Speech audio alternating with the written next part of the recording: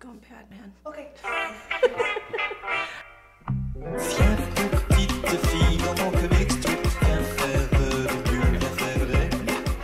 Welcome back to another episode of Made Up. I'm your host, Danny Volk, and we are here in the studio of artist Jessica Campbell. Hi, Jessica. Hi.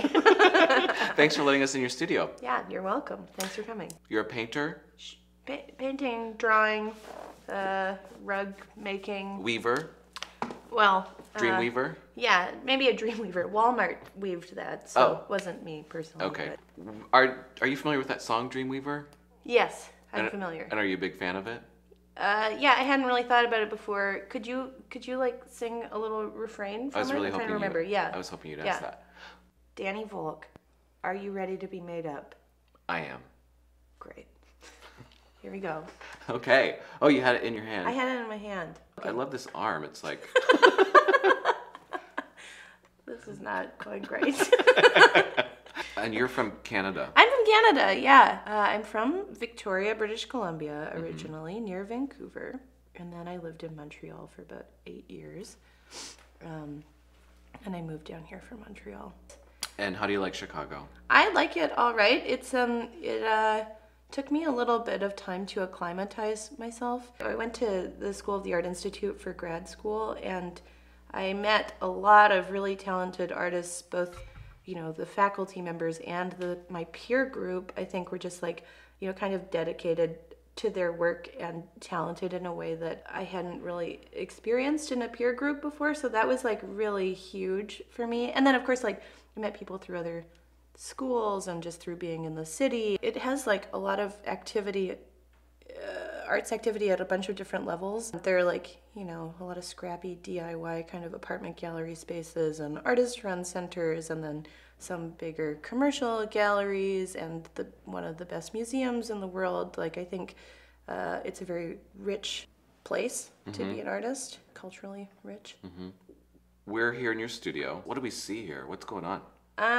Right behind you, there's a big painting of breasts that's not going great. I think I've been working on it for a year and a half. Really? And I keep painting over it. There are a couple of drawings on the wall, and then there's some more kind of stacked up on a table, these big drawings that are going into a show. Behind me, there's a big blanket that's going to be in that show as well. It was originally made for a performance. I was going to wear it and then compel the audience to send up their most handsome audience member to kiss me through the blanket. And then that was going to be the whole performance. I would just kiss whoever for 20 minutes.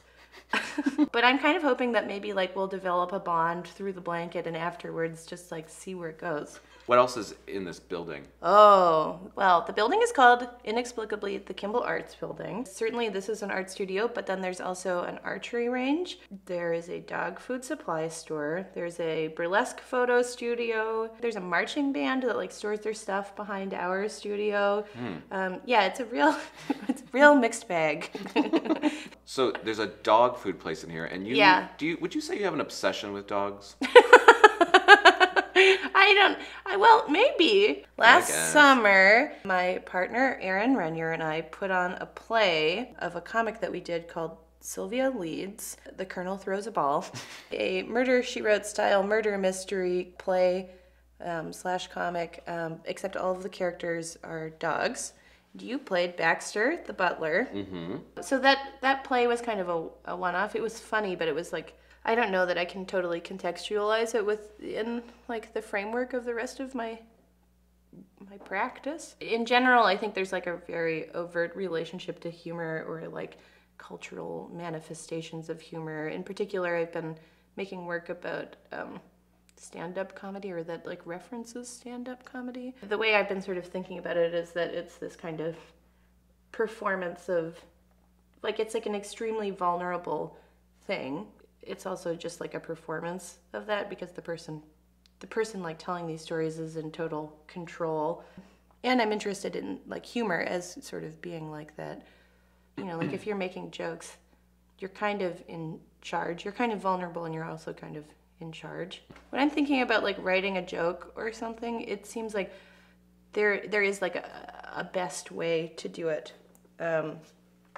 Like I'll be like, oh, this is the best wording. This is the best way I can put together these like 7 words or whatever. But I think with painting, like I just think like visual art is so complex. An image, there's just like no one solution that's like the best solution. Mm-hmm. So I kind of think of them quite differently. Are you real disappointed? I'm disappointed in myself. And I'm sorry to you. Yeah, I don't know. It's looking about as good as it'll look. I think you might be done. Should we take a look at it? Yeah, okay, sure. Let's take a look. Okay, cool. Okay.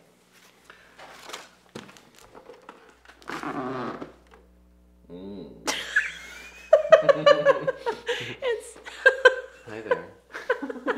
so something actually that I would like to do now is give you a gift. It's the head that you were. Baxter! Yeah, it's Baxter, the head of Baxter, the character that you played in the play that we put on last summer. Should I put it on? There you go. I think you should put it on. Yeah. There we go. Great. Baxter. Hi. Well, Jessica, thank you so much for having us in your studio. You're welcome. It's been a pleasure. Thank you for this makeup job. Thank you so much for coming. This has been Made Up with Danny Volk. We'll see you next time.